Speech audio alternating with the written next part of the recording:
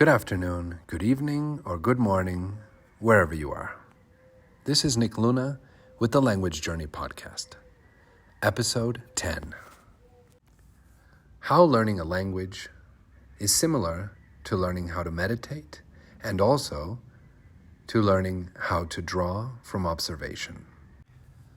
The first question you might ask is, why should I care?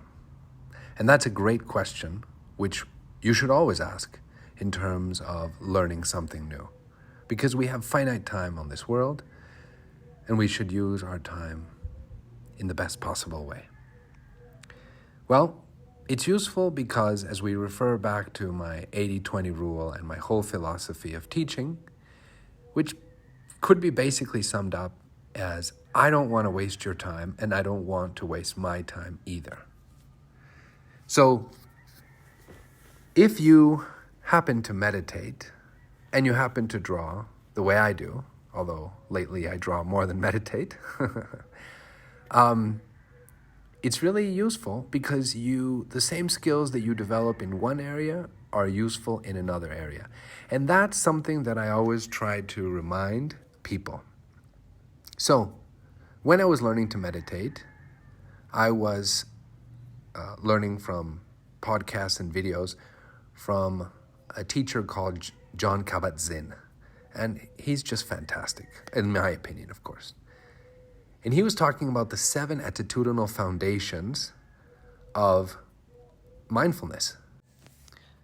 They are non-judging, beginner's mind, patience, trust, non-striving, acceptance, and letting go. And I would add to this that it's very, very important to be consistent. Consistent in our practice. Our practice of drawing, our practice of meditation, our practice of improving our fluency in another language. And it's regardless of how you feel that day or how tired you are, the best thing to do is to try to do just a little bit every day. Now, this is a lot easier when we're living in the country because then we don't have a choice. We are practicing even when we don't feel like it. But for most of us, we are learning a language or improving it from home or from our home country. And building up a habit is super duper important because without actually doing the thing, none of these attitudinal foundations or ways of approaching it are worth anything.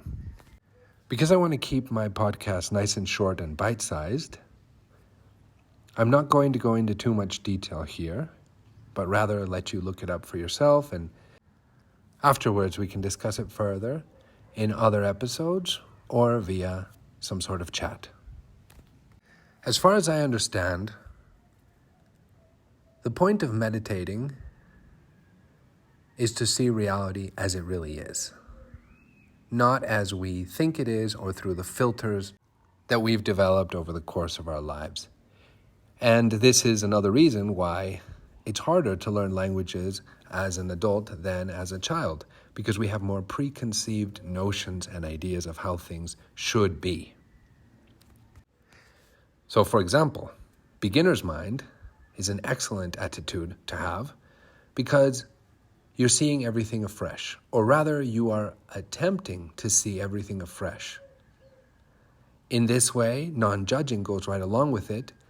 Just because the grammar or the vocabulary in this new language seem absurd to us and nonsensical, well, if we keep judging it, we're never going to learn it.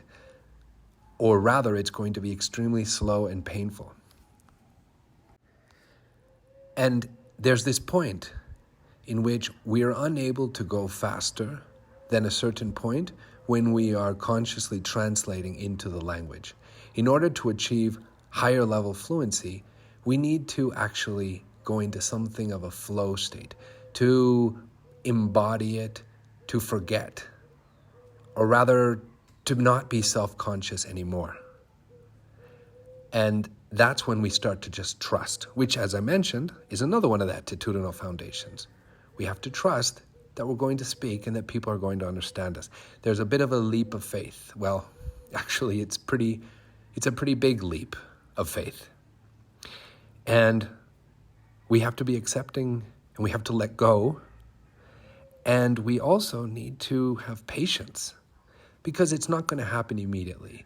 The neural connections in our brain take time to build up. We don't learn languages in a linear fashion. It's more exponential, I'd say.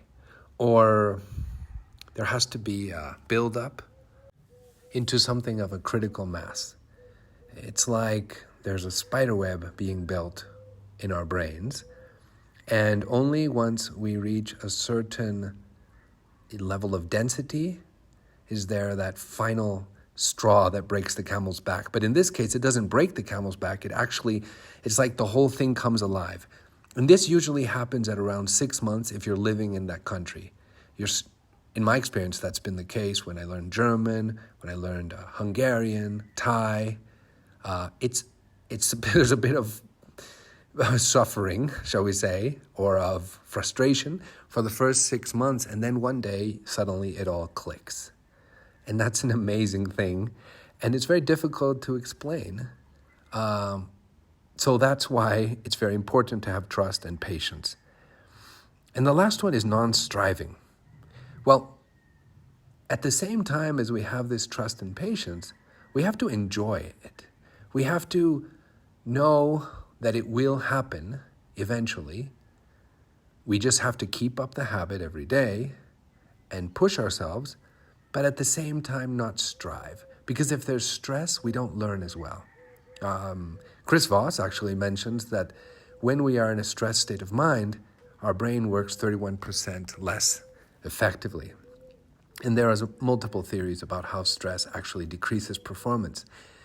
So don't strive. Enjoy it, actually. All right, so as you can see, non-judging, beginner's mind, patience, trust, non-striving, acceptance, and letting go are all key attitudes we should have when learning a language. Or I'm trying not to use the word should. Let's just say they're very useful. They're very useful. That's actually a much better way than saying should or I could or whatever. Is something useful or is it not useful? And so we go back to the beginning. Why should I care? Well, because it's useful. And if your goal is to be fluent as quickly as possible, then it's really useful to approach our language learning or our meditation or our drawing from observation with these same attitudes. I'll leave you now, and I'll catch you next time. Have a great day.